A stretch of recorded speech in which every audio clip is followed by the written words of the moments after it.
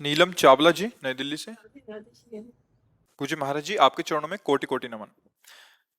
महाराज जी, भगवान की महान कृपा से मेरा मन कथा कीर्तन सत्संग की ओर बचपन से ही रहा है। मुझे प्रभु पर बहुत बहुत बहुत विश्वास है और विश्वास के कारण ही हर स्थिति परिस्थिति में हमेशा शुक्राना करते हूँ।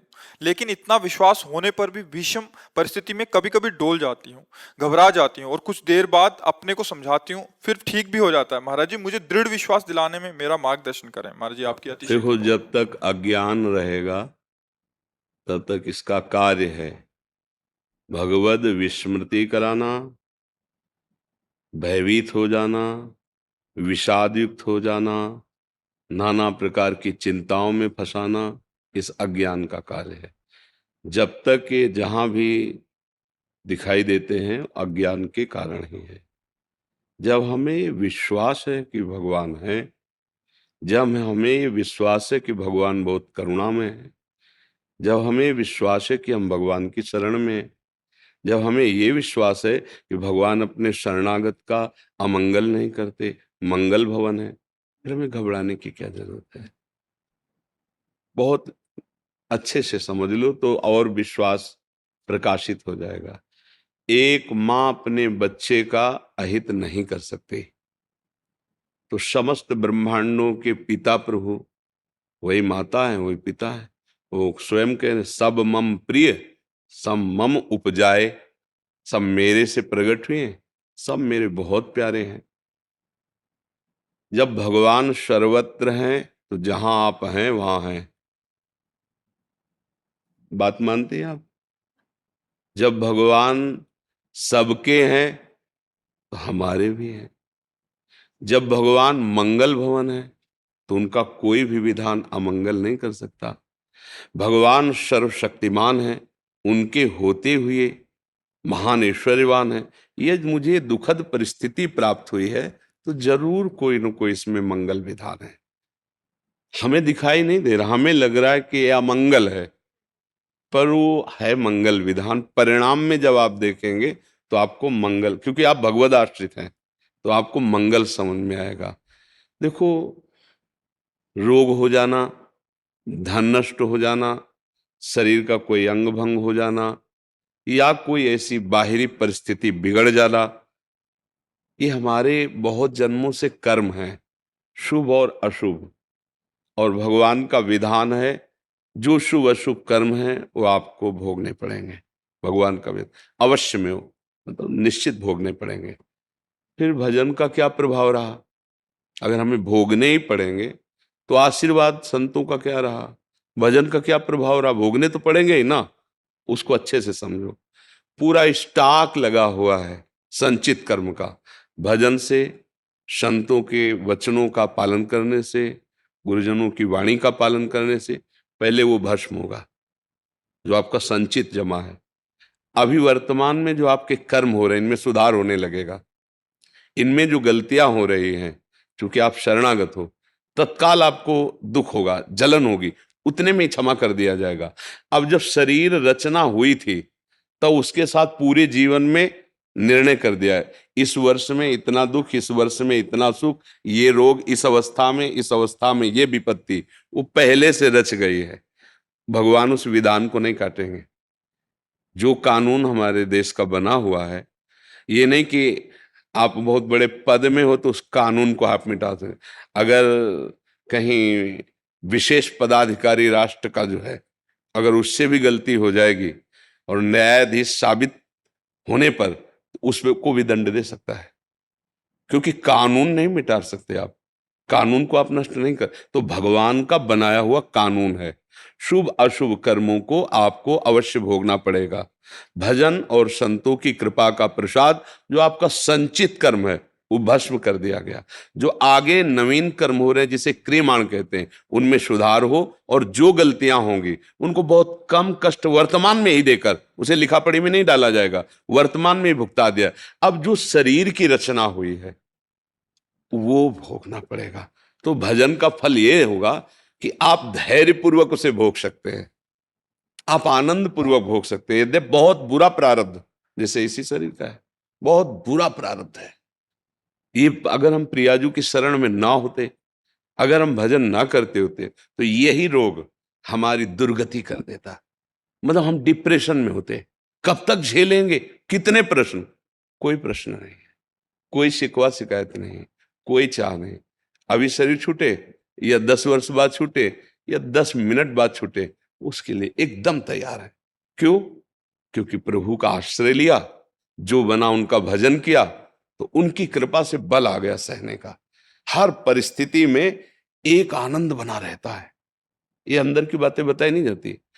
कष्टप्रद परिस्थिति, डायलिसिस में बहुत ही कष्टप्रद ये प्रक्रिया है, जब पूरा शरीर रफ्तार से खून निकलकर मशीन में जा, हर नस नाड़ी पीड़ित होती है, लेकिन इधर कष्ट हो रहा है बाय और उधर आनंद हो रहा है। एक अद्भुत आनंद, एक अद्भुत शीतलता, एक अद्भुत, मतलब उसका वाणी से वर्णन नहीं। ये है, अगर हमें प्रभु पे विश्वास है तो किसी न किसी मेरे कर्म का फल भुगताया जा रहा है, पर उनका दुलार देखो कैसे भुगताया जा रहा है। 1:30 बजे रात्रि से उठ के दिनचर्या शुरू है, सत्संग हुआ, श्री जी की सेवा, वन विहार, आप लोगों से भगवत चर्चा, कैसे समय व्यतीत करवा रहे हैं।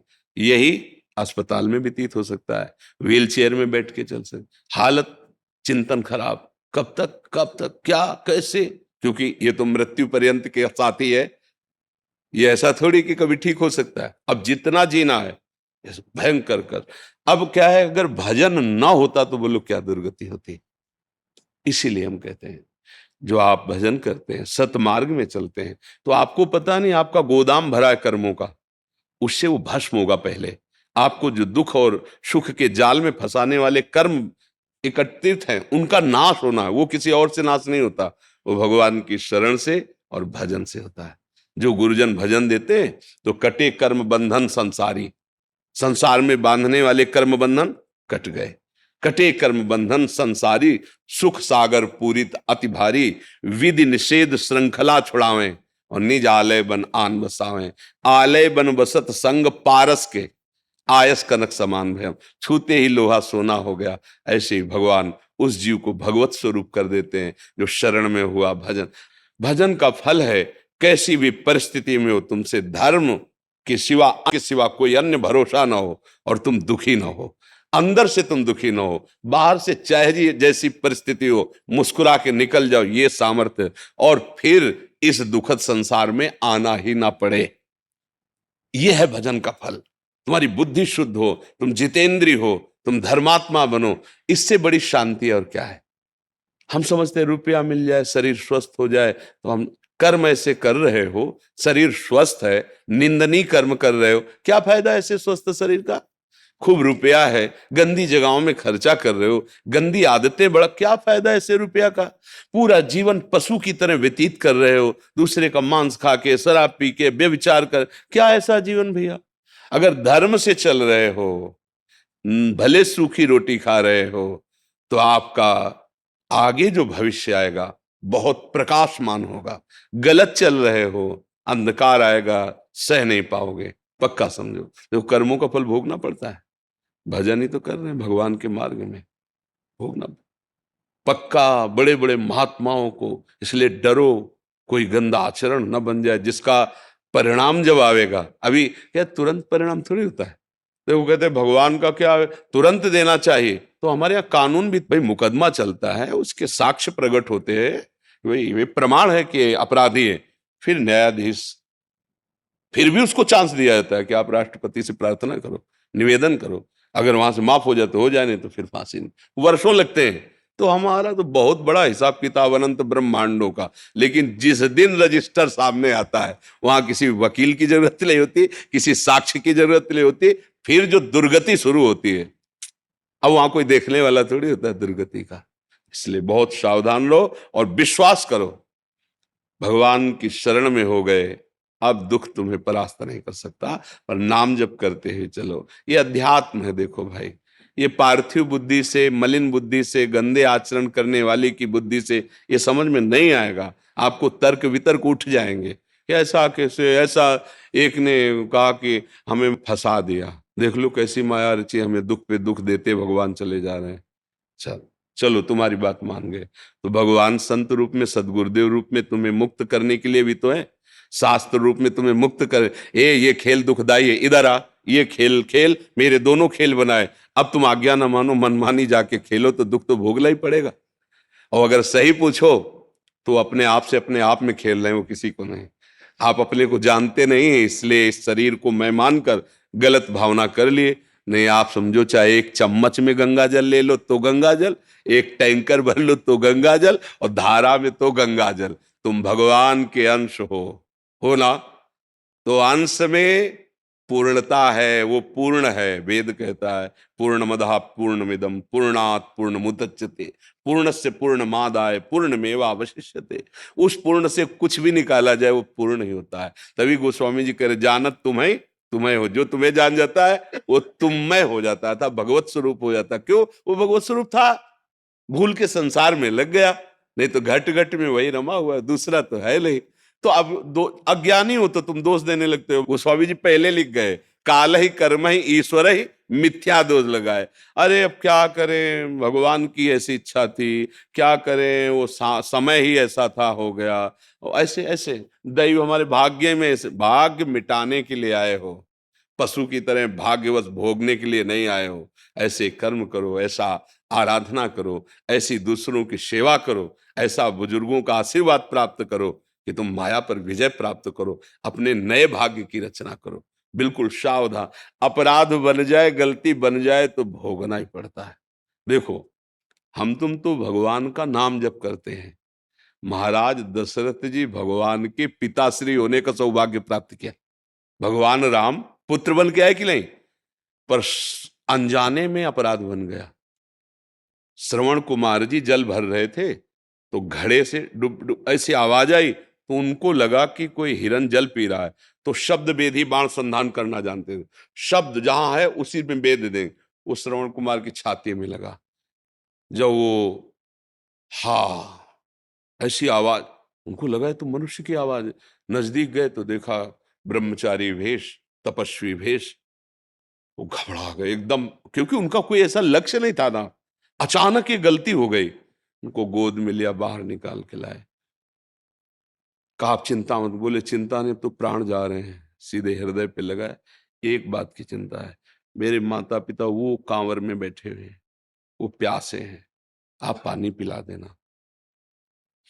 दशरथ जी की तो हालत था कि ऐसा कैसे अपराध बन गया, बड़े विकल हैं, अनजाने में अपराध बन गया।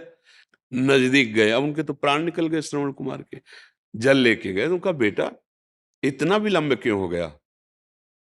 बोले नहीं, हिम्मत नहीं थी बोल। तो बोले बेटा आज तक तुमने कभी अवज्ञा नहीं की, मैं पूछ रहा हूं फिर बोल क्यों नहीं रहे? क्योंकि वो माता पिता के अनन्य भक्त थे, जैसे भगवान की आराधना ऐसे अपने माता पिता किया। तब कौन हो तुम, बोलते क्यों नहीं? मेरे श्रवण कुमार नहीं हो सकते तुम? तो उनका हाँ, मैं श्रवण कुमार नहीं हूं, मैं चक्रवर्ती सम्राट अयोध्या नरेश दशरथ हूं। तो मेरा बेटा कहाँ है? अब मेरे से गलती हो गई, वो अंधे थे, अब मेरे से गलती हो गई। मुझे शब्द वेदी बाण संधान करने का ज्ञान है। वो जल भर रहे थे, मुझे ऐसा लगा कोई हिरन जल पी रहा है, बाण संधान, वो मृत्यु को एकदम विकल। आप पानी पी लीजिए। दशरथ जी ने कहा पुत्र का हत्यारा और उससे हम पानी पिए? नहीं महाराज, मैं अपने प्राण त्यागूंगा, क्योंकि आंखें हैं नहीं, और वो हमारी भगवान की तरह आराधना ऐसा दूसरा कोई कर नहीं सकता, मेरे प्राण ही निकलेंगे। पर जैसे पुत्र वियोग में मैं मर रहा हूं, ऐसे आप भी मरोगे। और उन लोगों ने शरीर छोड़ दिया। देखो, भगवान पुत्र बनकर आए लेकिन इसको नहीं मिटाया। दशरथ जी को वैसे ही तड़प तड़प कैकेयी जी के हाथ जोड़ रहे हैं, पैर पड़ रहे हैं कि राम अगर वनवास गए तो मैं मरूंगा, मैं राम के बिना जीवित नहीं रह सकता, तेरे हाथ जोड़ता हूं, भरत को राजा बना दूंगा, राम जी को अयोध्या में नहीं रहने दूंगा, गुरु जी के घर में रख दूंगा, पर उनको वनवास बस एक बार देख लिया करूंगा, जीवित रहूं, मान जाता हूं। तड़प तड़प करके प्राण त्याग दिए। ये देखो, एक कर्म जिनके भगवान पुत्र बन करके आए, नहीं हटाना। इसलिए होश में, हम तुम तो क्या है, वो जिनके भगवान पुत्र बन गए, जिन सही भाषा में कहे तो जो भगवान के बाप बनने का सौभाग्य प्राप्त किए, उनका भी नहीं मिटा। तो इसलिए हम लोग बहुत सावधानी से कर्म करें, कोई अपराध न बन जाए, कोई ऐसी गलती न बन जाए, और भगवान का भरोसा रखें तो पीछे के सब भस्म हो जाएंगे। आगे जो हमारे नवीन कर्म है, सुधार सावधानी से करेंगे तो अपराध नहीं बनेंगे। जो शरीर रचना के समय कर्म का हिसाब दिया गया, उसे राधा राधा कह के भोग लेते हैं और भगवान की कृपा को प्राप्त होते हैं, भगवान के समीप चलते हैं। बकाया ये जैसे मलिन बुद्धि से तर्क वितर्क, ऐसा क्यों वैसा, ये सब नहीं है, तुम समझ नहीं पाओगे। ये अध्यात्म है। जब तक भजन नहीं करोगे, पवित्र आचरण नहीं करोगे, तो अध्यात्म की बातें समझ में आ जाएंगी क्या? जी।